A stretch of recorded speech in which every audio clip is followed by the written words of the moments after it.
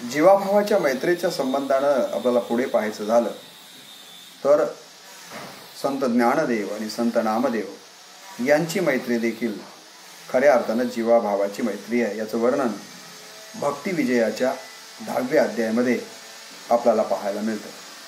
तुम्हाला सगळ्यांना माहिती आहे की आळंदीवरनं ज्ञानदेव ज्ञानेश्वर माऊली स्वतः नामदेवांची मैत्री करण्यासाठी पंढरपूरला येतात.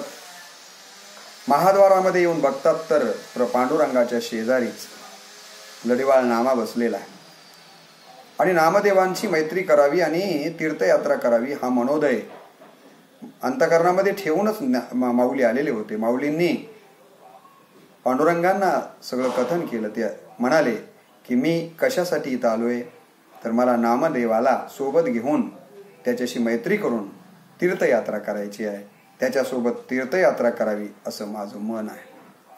त्यावेळेला भगवान पांडुरंग विठोबाराय म्हणाले की अरे ज्ञानदेवा माऊली, तुम्हाला तीर्थयात्रा करण्याची काय गरज आहे?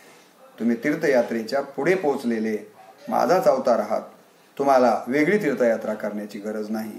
काय म्हणाले भगवान पांडुरंग बघा, देवी ज्ञानदेवा तुझ कारणे कासया पाहिजे तीर्थाटने, वाया विचार करोनिया मने व्यर्थ कासया हिंदसी. माऊली, तुम्हाला वेगळं तीर्थ करण्याचं काही कारण नाही आहे, कारण तुम्ही तीर्थयात्रा करण्याच्या पुढचे अधिकारी आहात असं स्वतः भगवान पांडुरंग जेव्हा माऊलींना सांगतात तेव्हा माऊलींनी जी आपल्या अंतःकरणातली खरी इच्छा आहे ती व्यक्त केली आणि ती म्हणाले, येरू मने जी साच सत्य तुम्ही सांगत सा यथार्थ, परिणाम या ऐसा प्रेमळ भक्त घडावी संगत मज याची. तीर्थयात्रेचं निमित्त आहे देवा, परंतु या तीर्थयात्रेच्या निमित्तानं मला नाम याची संगत हवी आहे, त्याचं मित्रत्व पाहिजे आहे. आणि तुम्हाला माहीत असेल आता खरं खरं माऊलींच्या अंतःकरणातलं ऐकल्याबरोबर काय म्हणाले पंढरीश पांडुरंग बघा, मग हसोनिया पंढरीनाथ नाम याकडे पाहोनी बोलत, ज्ञानदेव परब्रह्म मूर्तिमंत तुझी संगत इच्छितसे, तरी आसवे जाओनी त्वरित मागुती यावे शीघ्रवत, जैसी चित्ती असेल हित तैसे सार्थक करावे. आणि मग दोघेही जण तीर्थयात्रेसाठी तुम्हाला माहिती आहे की जातात आणि दोघांची जीवस्य कंठस्य अशी ज्ञानदेव आणि नामदेवांची मैत्री होती. वारकरी संप्रदायाचा पाया घालण्यामध्ये, पाया रचण्यामध्ये या दोन्हीही मित्रांचा खूप मोठा वाटा आहे. ज्ञानदेव आणि नामदेव मित्र झाले की जगाला पसायदान मिळतं. कामदेव आणि दामदेव मित्र झाले की अनितीचा जन्म होतो. आणि दुर्योधनाने कर्णमित्र झाले की महाभारताचा जन्म होतो. आणि म्हणून मित्र देखील सुमित्र असले पाहिजेत. या दृष्टिकोनातनं आपण मित्राच्या बाबतीतला विचार केला पाहिजे. यानंतर आपल्याला पाहायचं झालं तर इतिहासामध्ये देखील मित्राची अनेक उदाहरणं आपल्याला पाहायला मिळतात. बिरबल आणि अकबराचं उदाहरण तुम्हाला माहिती आहे. अकबर जरी राजा असला तरी बिरबल बरोबर त्याचं मित्रत्वाचं नातं होतं. अनेक प्रसंगांच्या मधनं ही गोष्ट आपल्या लक्षात येते. एक विनोद असा सांगितला जातो की एकदा बिरबलाला दरबारामध्ये यायला उशीर झाला. अकबराने त्याला विचारलं, म्हणाले, अरे बिरबला, आज तू दररोज लवकर येणार, आज उशिरा का आलास? त्यावेळेला बिरबल म्हणाला की पत्नीने एक काम सांगितलं होतं, ते काम करण्यामध्ये राजेसाहेब मला वेळ झाला. राजा जोरजोरानं हसायला लागला आणि म्हणाला बिरबला, अरे तुझ्यासारख्या विद्वान माणसानं कुठं बायकोचं ऐकावं? तुम्हाला राजेसाहेब सगळेच जणच बायकोचं ऐकतात हो, मी एकटाच कुठं आहे म्हणाले. अकबर आश्चर्यचकित झाले, म्हणाले सगळेच जण ऐकतात? हो म्हणाले राजेसाहेब, आपल्या राज्यातले तर जवळपास सगळेच जण बायकोचं ऐकतात, प्रत्येकाला पत्नीचं ऐकावं लागतं. देवादिकापासून हिरीत परंपरा चालत आलेली आहे, मी तरी त्याच्यातनं कसा सुटेन? मला देखील बायकोनं काम सांगितलं होतं, ते ऐकावं लागले म्हणून याला वेळ झाला. अकबर म्हणाले असं शक्य नाही, माझ्या राज्यातली तरी माणसं बायकोचं ऐकणार नसतील असं मला वाटतं. अकबर म्हणाले बघा, तुम्हाला जर खात्री करून घ्यायची असेल तर उद्या बघा. मग काय करावं लागेल? बिरबल म्हणाले एक दवंडी पिटवूया आणि बायकोचं ऐकणाऱ्यांना एका रांगेमध्ये उभं करू, बायकोचं न ऐकणाऱ्यांना दुसऱ्या रांगेमध्ये उभं करू. त्याच्यावरून तुमच्या लक्षात येईल की ऐकणारी कोण आहेत, ना ऐकणारी कोण आहेत. अकबराला ती गोष्ट पटली आणि अकबरांनी आदेश काढला की म्हणाले उद्या आपल्या राज्यातल्या लोकांना दौंडीद्वारे कळवा की बायकोचं ऐकणाऱ्यांनी एका रांगेमध्ये उभं राहायचं आणि न ऐकणाऱ्यांनी दुसऱ्या रांगेमध्ये उभं राहायचं. सगळ्या राज्यामध्ये दौंडी पिटवली गेली. ऐकावं ऐका, उद्याच्याला बायकोचं ऐकणाऱ्यांनी एका रांगेत उभं राहावं, न ऐकणाऱ्यांनी दुसऱ्या रांगेमध्ये उभं राहावं. ठरल्याप्रमाणे दुसरा दिवस उजाडला आणि काही काळ लोटल्याच्या नंतर दरबारामध्ये बिरबल म्हणाले अकबरा, अरे आपण सांगितल्याप्रमाणे लोक आलेत का बघूया, चल. म्हणाले काय बघायचंय राजेसाहेब? म्हणाले मी सांगतो तुम्हाला, सगळे ऐकणाऱ्याच्याच रांगेमध्ये राहणार आहेत, ना ऐकणाऱ्याच्या रांगेमध्ये कोणीच असणार नाही. म्हणजे असं नाही, बघा म्हणाले चला. आणि खरंच बाहेर येऊन बघतात तर काही एकच रांग दिसली. राजाला असं वाटलं की बघ, म्हटलं होतं ना बिरबला, हे सगळे जे उभे आहेत हे न ऐकणाऱ्याच्या रांगेतले आहेत, बायकोचं न ऐकणाऱ्याच्या रांगेतले आहेत. बिरबल म्हणाला नाही, हे ऐकणाऱ्याच्या रांगेतले आहेत. आणि थोडं पुढे येऊन बघतात तर बाजूला एक माणूस दुसऱ्या रांगेमध्ये उभा होता. ते पाहिल्याच्या नंतर मात्र बिरबलाला आश्चर्य वाटलं. म्हणाले अरे, हे एक जण न ऐकणाऱ्याच्या रांगेमध्ये आहे की काय, कस काय दुसऱ्या रांगेमध्ये कस काय दिसतोय? बिरबलाच्या मनामध्ये थोडंसं खटकलं म्हणा की हाच कस काय वेगळा निघाला.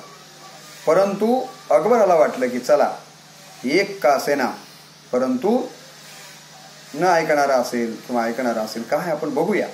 म्हणून दोघंही जवळ आले आणि दोघांनी जवळ येऊन विचारायला सुरुवात केली.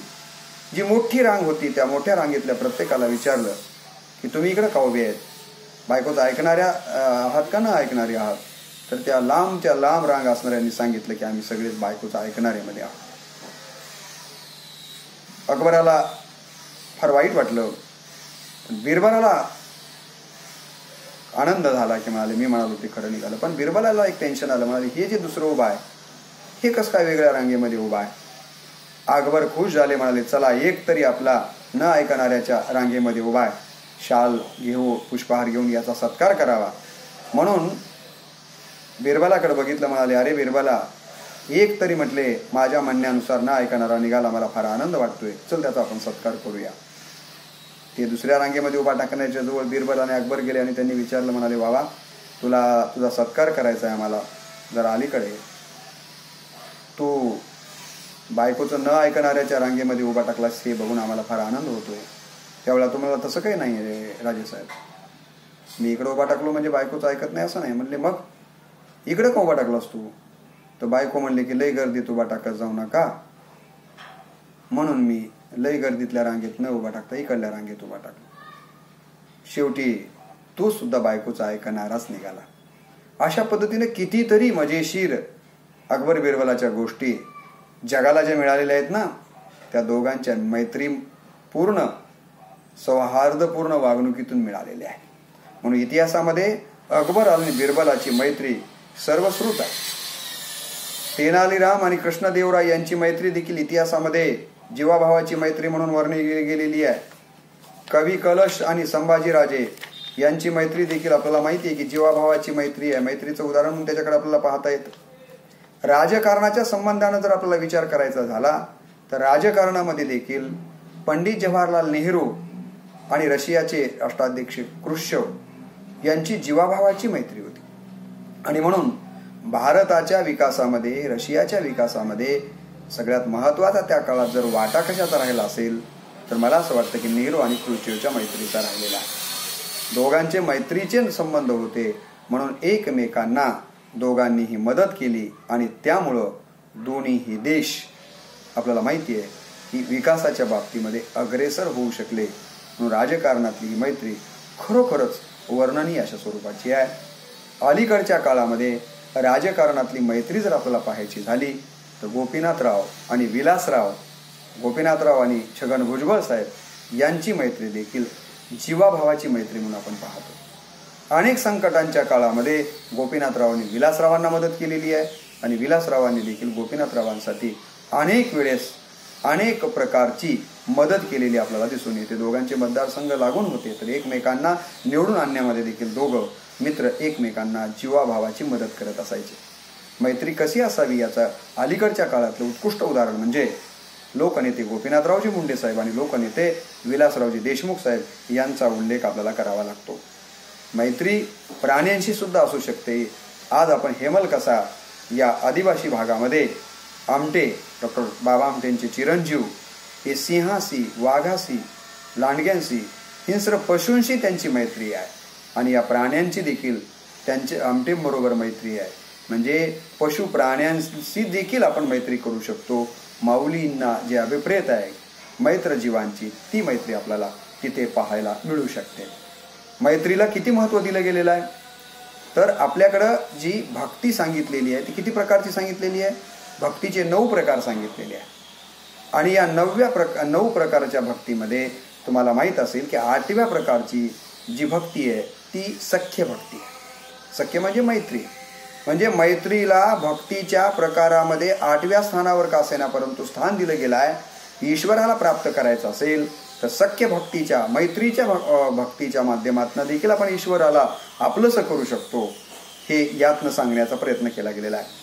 9विधामध्ये पहिली भक्ती श्रवण आहे, दुसरी भक्ती कीर्तन आहे, तिसरी भक्ती स्मरण आहे, चौथी भक्ती वंदन आहे, 5वी भक्ती अर्चन आहे, 6वी पादसंवाहन आहे, 7वी दास्य आहे, 8वी सख्य आता जी म्हणालो ती आहे आणि 9वी आत्मनिवेदन.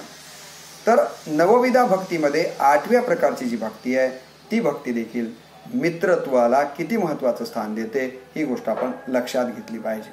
आपल्याकडे जी प्रार्थना म्हटली जाते ईश्वराची, त्या प्रार्थनेमध्ये देखील मैत्रीला महत्त्वाचं स्थान दिलं गेलं आहे. बघा, त्वमेव माता पिता त्वमेव, त्वमेव बंधुश्च सखा त्वमेव. काय म्हटले?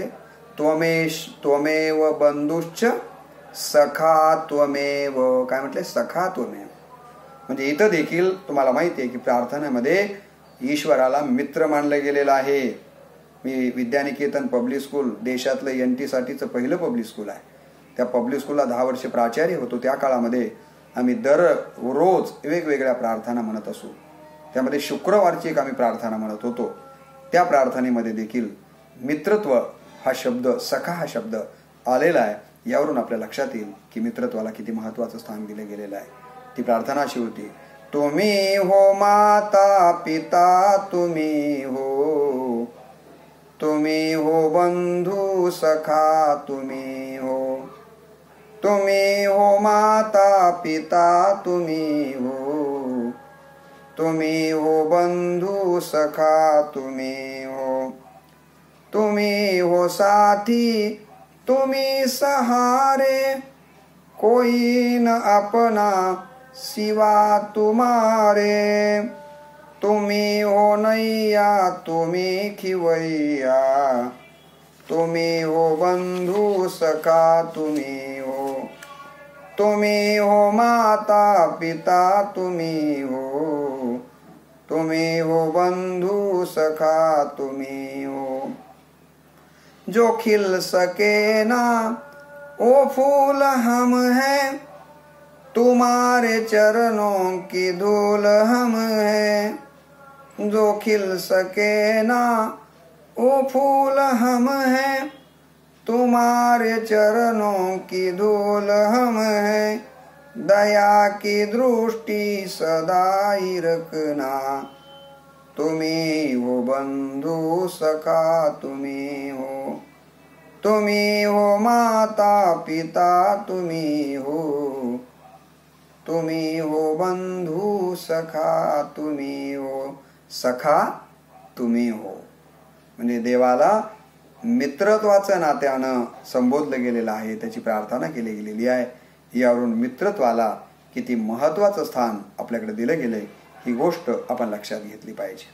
मला माझ्या वडिलांची आठवण होते की माझ्या वडिलांना देखील जीवश्य कंठस्य असे मित्र होते आणि त्यामुळं त्यांच्या जीवनामध्ये मला कधी ताणतणाव दिसला नाही आहे. मित्र आपल्या आयुष्यामध्ये असतील तर आपलं मन मोकळं करण्यासाठीच एक व्यासपीठ आपल्याला प्राप्त होतं. भावना, एक ऋणानुबंध भावनेला व्यक्त करण्यासाठी एक जीवाचा माणूस निर्माण होतो आणि ताणतणावापासून आपण मुक्त होतो आणि खऱ्या अर्थानं एक प्रकारचा प्रेम जिव्हाळा आपल्या आयुष्यामध्ये ओतप्रोत भरून वाहू शकतो. आणि म्हणून मैत्र जीवांची अत्यंत महत्वाचा आहे. आता आपण शेवटच्या भागाकडे वळूया. मित्रत्वाबद्दल मी किती जरी बोलत राहिलो तरी ते कमी आहे.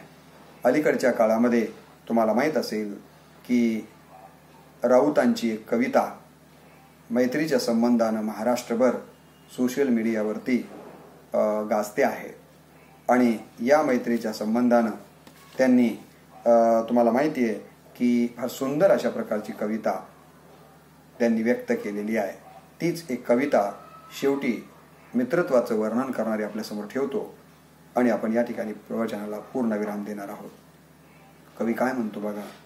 आत्महत्याच करणार नाही कुणी, आत्महत्याच करणार नाही कुणी, मित्र असता जवळ जर मनासारखा, मित्र वनव्यामध्ये गारव्यासारखा.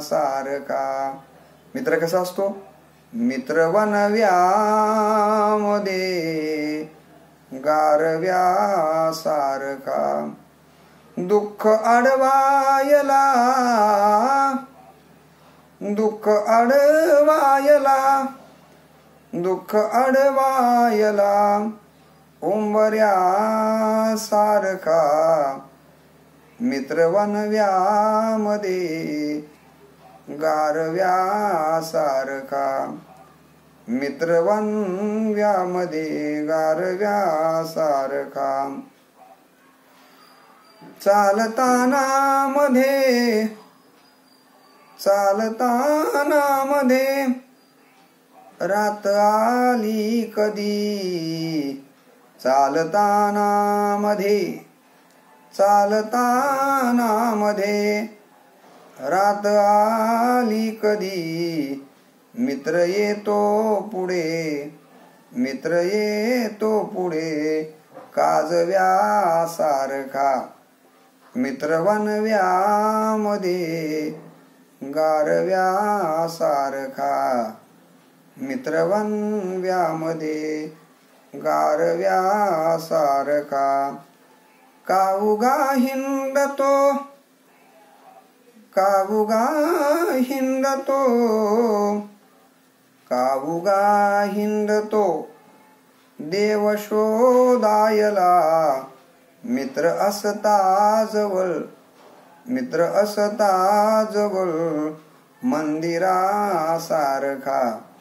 मित्र वनव्यामध्ये गारव्यासारखा, मित्र वनव्यामध्ये गारव्यासारखा. मैत्री चाटते गाय होऊन मना, मैत्री चाटते गाय होऊन मना, जाबिलक, जाबिलक, जाबिलक तू तिला वासरासारखा, मित्र वनव्यामध्ये गारव्यासारखा, मित्र वनव्यामध्ये गारव्यासारखा. वनव्या लागलेला असावा त्यावेळेला जसा गारवा आपल्याला महत्वाचा वाटतो तसं या आयुष्याच्या दुःखाच्या वनव्यामध्ये होरपळून निघत असताना संकटाच्या प्रसंगी असेल की अन्य प्रत्येक क्षणी आपल्याला गारवा देणारा या जगामध्ये जर कोण असेल तर तो मित्र आहे. आता मित्राचे काही प्रकार सांगितले गेलेले आहेत. कुणाशी मैत्री करू नये याबद्दलचाही विचार आलेला आहे. परंतु आता तो विस्तार न करता या ओवीच्या संबंधानं एवढंच मी आपल्याला सांगेन की दुरिता जे खळांची व्यंकटी सांडू, तया सत्कर्मी रती वाढू, भूता परस्परे जडो मैत्र जीवांचे. पसायदानामध्ये विश्वात्मक देवाकडं माऊलींनी जी दुसरी मागणी केलेली आहे की या जगातल्या सर्व सजीव मात्रांच्या मध्ये, भूतमात्रांच्या मध्ये जीवाभावाची मैत्री निर्माण व्हावी. मी देखील या प्रवचनाच्या निमित्तानं ईश्वराकडे एवढीच मागणी करतो की या जगातल्या आज जे काही युद्ध महायुद्धाच्या उंबरट्यावरती जग येऊन ठेपलेलं दिसतंय, ताणतणावांच्या मध्ये माणसं अकाली हे जग सोडून जाताना दिसत आहेत. खऱ्या अर्थानं अनेक समस्या, स्वैराचार आहे, हिंसाचार आहे, भ्रष्टाचार आहे, व्यभिचार आहे, अशा अनेक समस्यांनी हे जग ग्रस्त झालेलं आहे. अशा या ग्रस्त झालेल्या जगाला खऱ्या अर्थानं गारवा देण्याचं काम जर कोण करणार असेल तर ती मैत्री करणार आहे. आणि ती मैत्री केवळ माणसातलीच असावी असं नाही, तर ही मैत्री माणूस आणि पशु, माणूस आणि प्राणी, माणूस आणि वृक्ष, जे काही सजीव आहेत या सगळ्यांच्या मध्ये ती मैत्री निर्माण झाली तर खऱ्या अर्थानं जी अलीकडच्या काळात आपण लोकशाही म्हणतो ती लोकशाही जगामध्ये नांदायला वेळ लागणार नाही आणि विश्व कुटुंबकम ही संकल्पना खऱ्या अर्थानं पूर्ण होऊ शकेल. आणि हे विश्वची माझे घर ऐसी मती जयाची स्थिर किंबहुना चराचर आपणची झाला, ही माऊलींनी जी अपेक्षा व्यक्त केलेली आहे विश्वमानवाची, ती निर्माण करण्याचा सगळ्यात मोठा जर मार्ग कोणता असेल तर तो मैत्रीचा आहे. त्या मार्गानं तुम्ही आणि मी मार्गक्रमण करूया. ते मार्गक्रमण करण्यासाठीची बुद्धी ईश्वर तुम्हाला आणि मला देव, अशा प्रकारची ईश्वरचरणी प्रार्थना करतो आणि माझ्या प्रवचनाला या ठिकाणी पूर्णविराम देतो. पुंडलिक वरदे हरी विठ्ठल श्री ज्ञानदेव तुकाराम ज्ञानेश्वर महाराज की जय. सब संतन की जय. विठाला विठाला विठाला विठाला विठाला विठाला विठाला विठाला. पुंडलिक वरदे हरी विठ्ठल श्री ज्ञानदेव तुकाराम सब संतन की जय.